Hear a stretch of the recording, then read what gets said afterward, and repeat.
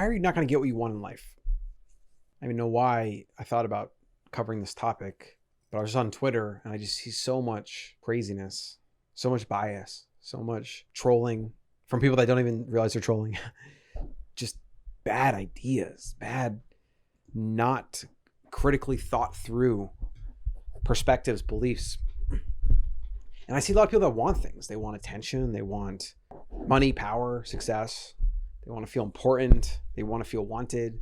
They want people to congratulate them and tell them you're cool and you're great and whatever.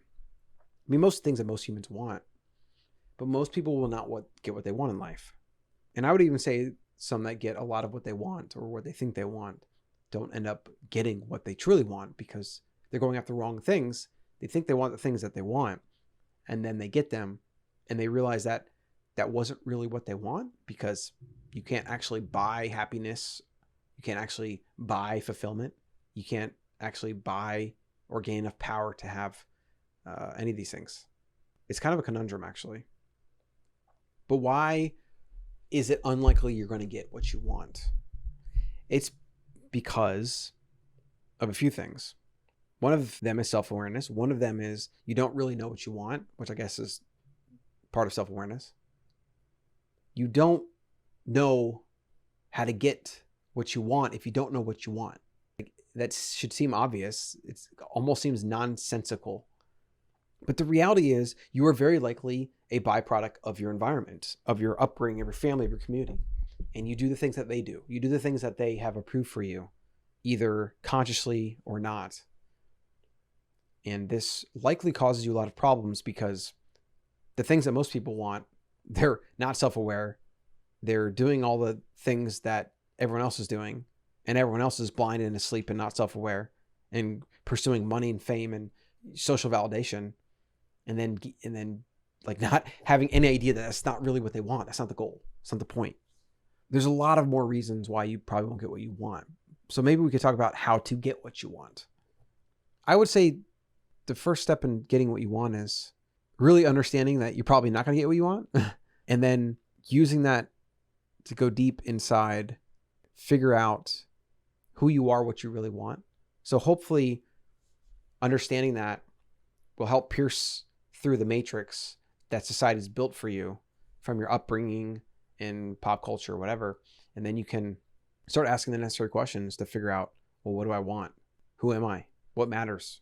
Instead of defaulting to big car and house and money and power or being famous or what the hell ever, all the same stupid stuff that we all pursue. Me too. I mean, I pursue money mostly because I value time and I want security, not because I want to buy fancy things or I'm trying to fill some void. I'm very taken care of in that department. But I have my own flavor of struggle, right? I struggle with purpose and how I want to spend my time, what work I want to do, what impact I want to have. So like, again, it seems like for all of us, we struggle with finding and getting what we want because each one of us has probably a small list of things that we actually want or value, and it's different for all of us. Some of us love to travel, be nomadic. Some of us want to live in the same house and just have community and people around us. Some of us want a mix of all of it. Some of us want a lot of money because we want to buy fancy things. Some of us just want the time to be able to play computer games all day. Like part of me, in fact, I already am, but I will forever be playing computer games, mostly just Age of Empires. I hope I find some other games that I enjoy playing, but that's the only one I can seem to invest time into because I have so much invested into it and it brings me flow state and happiness. I genuinely, thoroughly enjoy doing it. It's a form of meditation. You can give me all the money in the world and I'll probably want to spend my time with my close friends and family.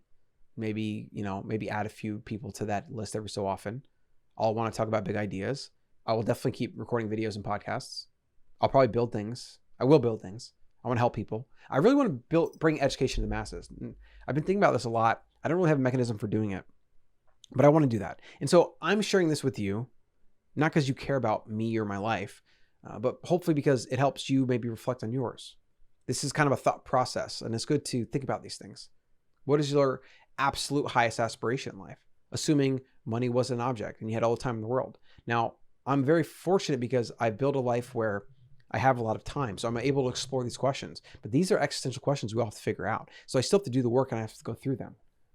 And I'm telling you, every step of the way, every level I've reached and acquired, there's a new set of problems. And that's what life is. That's what Better Human Podcast is all about. It's about the journey, not the destination. It's about the mastery of that. And really, my goal, and what I think is the goal should be for everyone, we should be trying to embrace that process and that journey as much as possible. We should be enjoying the journey. And I know that most of us get obsessed with the destination. I know I sure do.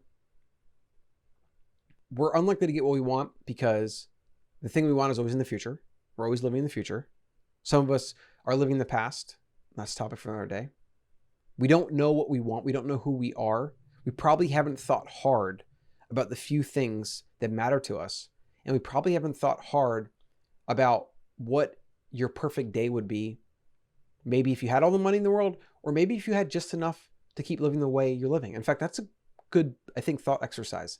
Imagine if the life you have right now, you were just trying to optimize for a happy life. You don't need to make a bunch of money, but you're making enough to maybe save a little bit every month and to do, the average amount of things you like to do. Go to the movies, eat out, like buy a few things here and there on Amazon, whatever it is. Imagine you have enough money to do that, but you didn't have to monopolize all your time to a job or something. So you had all the time. You could live in the same city, same house. You have, let's just assume you're debt free, right? So you don't have stress from that. What would you do with your day? How would you spend your time? Because here's the thing, I literally have this. Now I have 2 kids, so it throws a wrench in things because I have to balance that. I got to balance family life. I got to balance when I'm home. Stuff's always going on. Like there's always sounds and noises and people. I do value my quiet alone time, which is what now I'm in the office right now recording this. I got to balance time with my partner, Allison. I got to balance time with friends. I got to balance the work, obviously, that I still do. I got to balance if I'm doing stuff like this and I'm working on something that isn't like bringing money to the bottom line, but I do it because I enjoy it, right? So this is really a passion or hobby for me. I got to balance that. I got to balance when I play A-OK. I got to balance working out because I work out all the time. I got to balance eating food. I cook most of my meals at home. And I got to think about how I want to spend my time.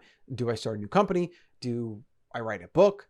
Do I just keep going on YouTube and podcasts? Like this stuff is not obvious because there's no guarantee of success.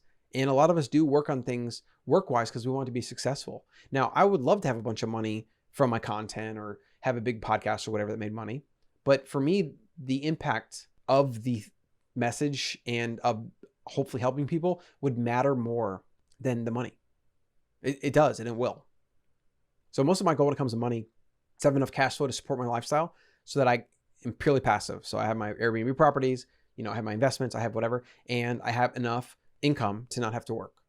I do have to work now and income's taken care of. I do get to set my own schedule. So like I'm kind of there, but I want to get to that place where I could literally wake up and if I don't want to work or do anything for a month, I can do that.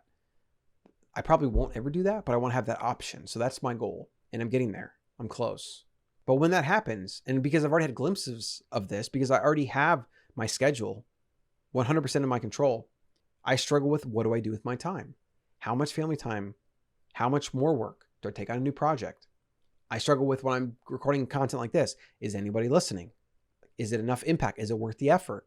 I think a lot of people don't do content and stick with it because it takes so much freaking upfront effort and work that the people that have something good to say and have experience in real life that are doing cool shit, they move on to something else that generates some more revenue. Like it's the free market speaking. You can make more money from most people building a business or consulting or just doing something other than creating content. I mean, I struggle with this with content now, but I keep coming back to it because I enjoy it. It's unlikely the majority of people will ever get what they truly want in life. And that's sad. That's freaking sad. So I guess if there was I hope something I said or a couple of things I said get the wheels turning at least. But if I had to add a call to action to this, or recommendation, it would be definitely to create some kind of ongoing journaling or self-awareness routine. There's so many ways to do that. I mean, just thinking about this idea, just thinking about what you want out of life on a regular basis and asking yourself that question. Most people don't even realize they have the power to do that. So they don't even try. They just kind of accept that whatever's going on around them is where they're supposed to be. They don't ask themselves should they change something? Is this the best place? Could I try something else? Could I quit this entirely? I get it because like money and bills and responsibilities and jobs, like these things come into our lives, they kind of take hold.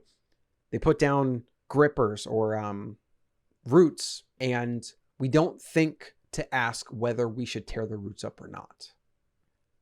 But I think we should be asking that all the time. Because where you are now is not necessarily where you should be or want to be or could be. And if you don't look at the roots, you kind of pay attention to the branches and the leaves and the other things that are on top, when maybe it's actually the root that needs to come up. Maybe you need to plant an entirely different tree or go somewhere else entirely. So those are just some thoughts. Think regularly about asking yourself that question, or just even ask yourself right now and spend a few minutes thinking about it. Meditate on it. Think about it in the shower. Journal to yourself. Set a Google Calendar reminder or a phone notification or a productivity app, Asana, to do is something on a recurring basis to spend 20 minutes every week or month or whatever to think about where you're at, where you want to go, what your goals are. Obviously, a goal setting and goals routine is very important. You kind of have to know what those are. And then even though when you set your goals, you need to really think about them. Like if you got those goals, you're going to wake up the next day. Let's say you had financial freedom. You could spend your day however you wanted. This is not an easy thing.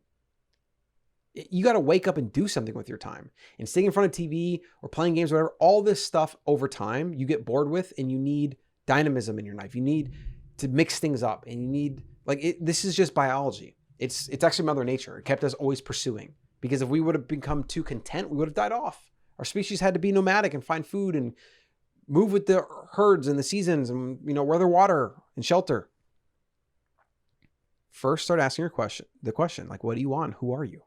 And maybe who are you is a bad question, because most people can't reconcile the idea that they think of who they should be with like society and family. That takes a very iconoclastic perspective to be able to do that. Like, who am I? And really who you are is what you do. Like that's all it is. Who you are is what you do. And what you get out of life is a combination of what you do and how you think. That's really it. So you have to figure out, what do you want to do and how you're going to think about it? Because you can be poor, living like a monk, and be supremely happy. And there's literally monks that have nothing that are happier than most people. And then you can have people that are millionaires or billionaires and everything in between that are miserable, that are overweight, that are sick, that are whatever. What is $1 billion in the bank if you don't control your time? So that's a big one for me, is always control your time. Everybody should try to become as free in their time, as in control of their time as possible. And then you figure out what to do with the void. Well, that's going to be it for this slightly longer than usual podcast. Just something I was thinking. I hope it gets you thinking. I hope you have some ideas about maybe how you could think about your life and how you can maybe ask these questions and go through this thought process. It's definitely a thought process. And it's definitely a kind of trial and error. And the answers are not obvious or immediate.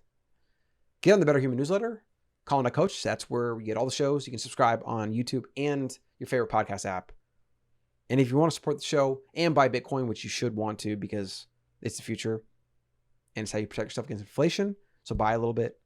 Swan Bitcoin, you can go over to Colin.coach/Swan to get that.